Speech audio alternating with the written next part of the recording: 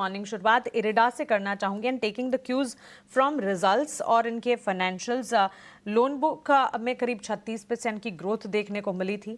नतीजे जब आए, strong set of numbers company ने पोस्ट किए। ब्याज से आय में करीब 40% की बढ़ोतरी रही। मुनाफे में भी 27% का इजाफा। इस वक्त अगर आप देखेंगे इरिडा के चार्ट्स जो हैं ऑलमोस्ट 2.5% की तेजी के साथ वॉलेटाइल मार्केट्स में मजबूती के साइंस दिखा रहे हैं। कोई टेक 175 176 के लेवल्स पर?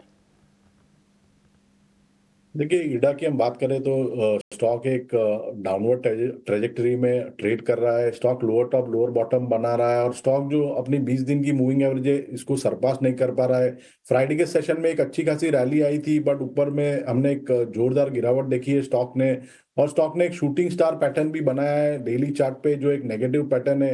180 एक इमीडिएट बेसिस पे एक स्ट्रॉन्ग रेजिस्टेंस है। जब तक सरपास नहीं करता है, मुझे लग रहा है ऊपरी स्तरों से थोड़ी सेलिंग प्रेशर आ सकती है। अगर 180 का लेवल सरपास होता है तो फिर स्टॉक में एक हल्की सी पुलबैक रैली देख सकते हैं 188 190 के करीबन।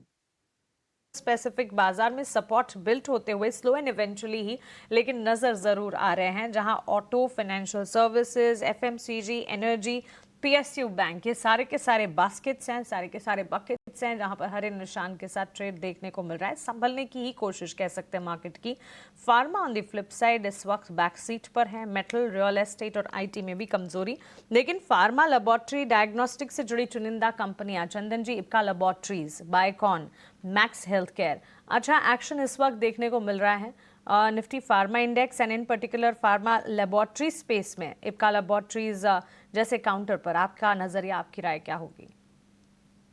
देखिए, सबसे पहले तो निफ्टी फार्मा इंडेक्स की बात करें तो यूएस से जो भी खबरें आई थी उसके बाद में निफ्टी फार्मा में प्रॉफिट बुकिंग देखने को मिली। बट कहीं ना कहीं अब एक मेजर सपोर्ट के पास ये पूरा फार्मा इंडेक्स है। अब भले ही लुपिन, सन फार्मा जैसे काउंटर में पिछले कुछ दिनों में बड़ी गिरावट देखने को मिली, बट कहीं ना कहीं ऐसा लग रहा है कि सपोर्ट बेस्ड बाइंग तो आनी चाहिए यदि बाजार नीचे के लेवल को होल्ड करता है। और खासतौर पर इप्का लेब की बात करें तो वीकली चार्ट में पिछले 5 वीक से कंसोलिडेट हो रहा है।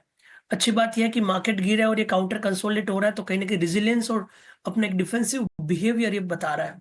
3 दिन से बात करें तो नैरो रेंज प्राइस फॉर्मेशन है, हल्का सा फॉलोअप चाहिए बाइंग इंटरेस्ट के लिए, बट ऐसा माना जा रहा है कि 1410 एक इमीडिएट सपोर्ट का काम करेगा, ऊपर में 1500 तक के लेवल को छूने के लिए। उसके अलावा यदि आप दूसरे और फार्मा रिलेटेड काउंटर्स की बात करें तो लोरस लेब एक ऐसा काउंटर हो सकता है जहां पे रिवर्सल बनना चाहिए, क्योंकि कल के दिन एक bullish belt hold kind of pattern बना था और आज के दिन को कंबाइन करें तो एक bullish engulfing kind of pattern बनता है, जो इंडिकेट कर रहा है कि 12-13 दिनों की डिक्लाइन के बाद अब मेजर सपोर्ट बन रहा है। इनफैक्ट आप यहाँ पे देखोगे तो 27 जनवरी को एक बड़ा सेल ऑफ देखने को मिला। उस सेल ऑफ को रिकवर किया और वापस उन्हीं को टेस्ट करके वापस रिकवरी आ रही है। तो इसलिए इप्का के अलावा लोरस लेब पे भी भरोसा जताना चाहिए। 530 का सपोर्ट है, 558 560 तक के बाउंस बैक यहाँ पे